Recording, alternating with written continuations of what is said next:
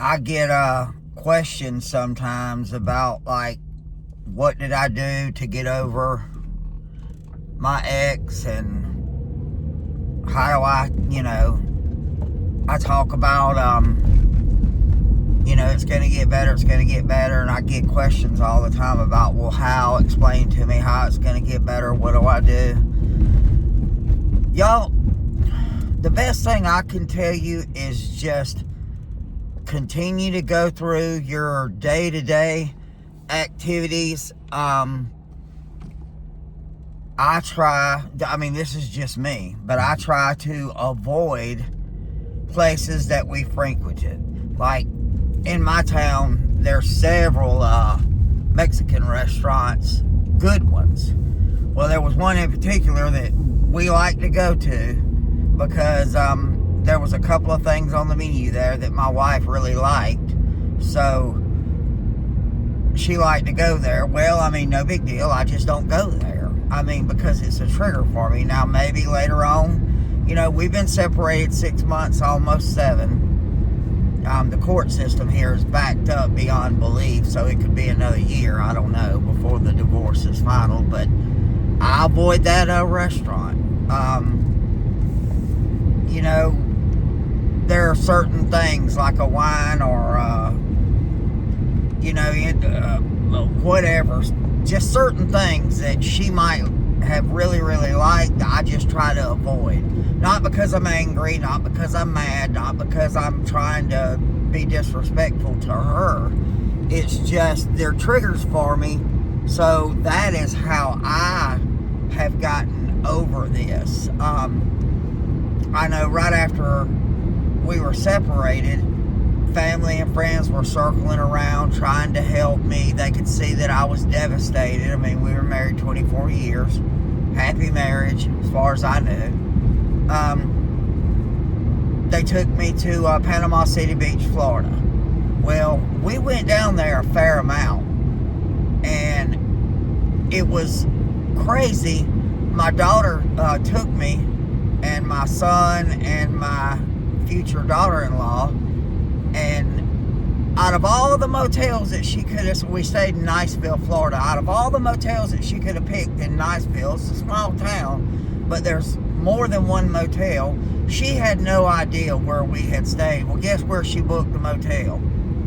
In the motel that we like to stay in. Then we started riding around, and guess what? I guess we have the same taste. Out of all the restaurants down there, well, dinner was booked at my wife's favorite restaurant. It's McGuire's Irish Pub. She loved the food there. And there were just certain places riding around that we looked at, and go-karts and things that my kids like to do. And so many memories just kept flooding in, and it just... it almost ruined my trip. So, one day, everything will be okay. And I'm okay now. I'm a lot better. I'm to the point now to where I'm like, God, if you want me to have... Because I want somebody. I like, having a lady friend around to go drink coffee with, bounce ideas off of. But, one day, God will send me somebody, if He chooses. And right now, avoiding those places and things that she and I did together helped me out a lot. And it may help you. That would be my first thing, is try to avoid the places that,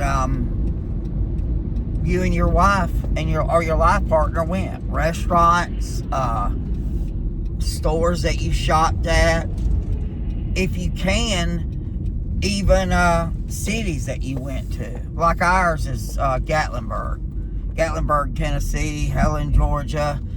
And it's hard because those towns are not very big to avoid the places that she and I went. So for right now, I'm just going to avoid the whole towns. And then eventually I'll go back because I love them. But for right now, that's just what I'm going to do. That's what helps me. So that's what I would say. Avoid the places and the restaurants and the stores and the vacation spots that you went to until you're over everything and until you're better, until you feel like you've healed. And then go back. Then go to the places that you like to go to. That would be my suggestion. Yeah, you can do whatever you want to. You can get an attitude and say, well, they're not going to tell me what to do, or they're not going to dictate, where I go and what I do and all this. But, if that's the attitude you want to have, more power to you. I'm just answering the question, what do I do? What did I do to help? And that's what I did to help. I know I'm being redundant and I'm repeating myself, but that's what I do. So y'all take care. Things will get better. I promise you. I know right now it seems like they won't, but they will. I remember getting angry whenever people would say that to me. They would tell me, well, things are going to get better. I promise you, they will. And I just got angry because I thought, how are they going to get better? Emotions were so raw. Well, with the help of God and friends and family, slowly but surely it did. Slowly but surely it did. And I'm not going to sit here and say I'm 100% healed, because I'm not. But I would say I'm 90% healed. Things still pop up every once in a while. There's nothing I can do about that. But for the most part, I'm at the point to where God gives us free will. If she didn't see my worth, if I wasn't valuable to her, if I wasn't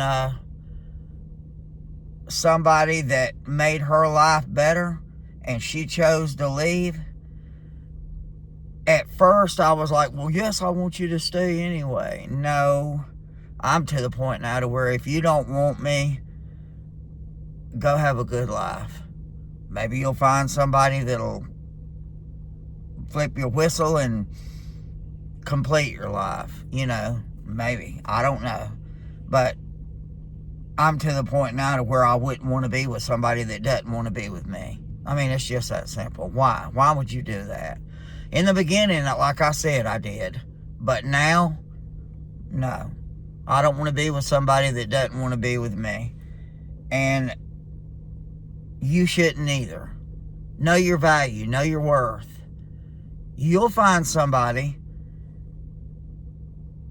that pours into you what you pour into them. You'll find somebody that likes your quirkiness and your goofiness and your craziness, and you'll find somebody if you want to. Now when, I don't know. I think it'll just come when you least expect it.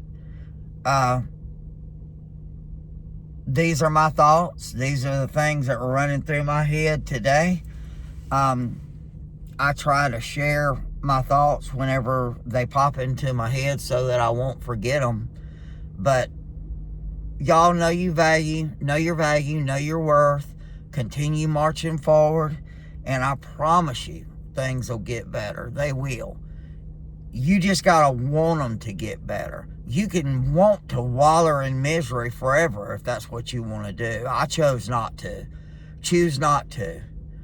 Choose to move forward, feel better, find new activities, get in the gym, make new friends, go back to church, get more involved in church. There are a million things that you could do to get your mind off of it, and you never know. One of those places that I'm telling you to get involved in, that may be where your future life partner or your wife or your girlfriend or your best friend is. So, know your worth, know your value, keep moving forward. If there's anything I can do to help, let me know. If you need any special prayers, please message me, please email me. Y'all have a great day. Keep smiling. God loves you.